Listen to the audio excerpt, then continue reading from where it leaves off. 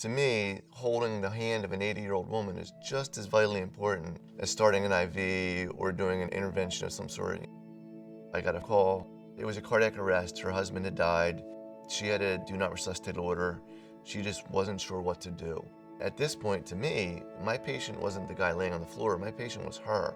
She was the one in crisis. He had already passed. So I stopped and I just went up to her and I gave her a big hug. And I said, "You're doing a great job. And let's just say, what did your husband want? What was his thoughts?" And she said he wanted to pass peacefully and he didn't want all the things done afterward. And I said, "Well, that's where we are." So she cried and, we accepted the fact that he had passed and we weren't going to do anything. And then she reached out to me 2 days later saying that what I had done changed her entire perspective of the passing of her husband and that she was very comfortable with how it went.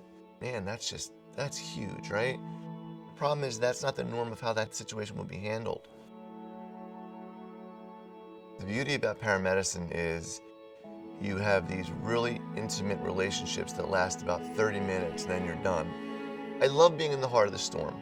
So I like it when there's a big tornado coming up and I'm right in the eye of it and you have to be able to respond that way and then it's over and done with. So that's part of it. I like that excitement, the adrenaline rush of that. And then, I also, I truly do care about people. So I do like the idea of being able to provide support to someone and help them out. That emotional care is 90% of our job, and that's how it should be, but that gets lost sometimes. Ultimately, we're called to a scene because the people there can no longer handle that scene. And anytime you're the person who takes control, there's a lot of stress involved in that. Am I taking control of this correctly? Am I doing the right thing? And all those scenes aren't necessarily calm scenes. There's this concept that if you're in this profession, you're supposed to be able to mentally handle the profession. And if you can't, then you're just in the wrong profession.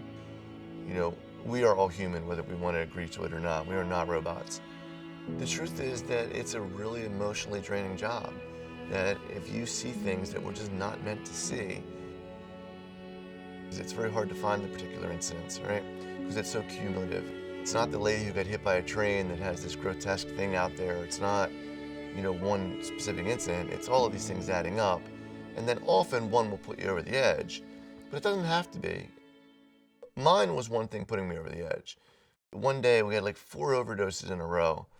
And the end of this one day was this beautiful 26-year-old female who had overdosed, and all over the apartment, she had written these messages to her boyfriend for helping her, and it was very loving. She obviously had this idea that her future was very, very bright. But as horrible as that disease is, it takes one fall, and there she was. And she went down, and she got heroin, and she was dead, and there was nothing I could do about it. My son has an addiction. He's in recovery. So it just really affected me. It really bothered me. And when I went home, I drank a whole bunch. I did some other things I probably shouldn't have done. For some reason, I took a photo of myself that night, and it's a pretty scary photo. The human soul is nothing more than a bank account. And if you're going to make withdrawals, you have to make sure you made enough deposits in that soul. And I think that can be transferred over to this also. If our paramedics are going to see certain things, we have to make sure that we've given them enough positive things to counteract those negative tags that they get. And they should be done by checking in, by talking about positives of life, by talking about how their kids are doing in the morning, how that's really great. Can I see a photo of your kid? That's really cool. Check in with their family. Just be human. And I think that's really important.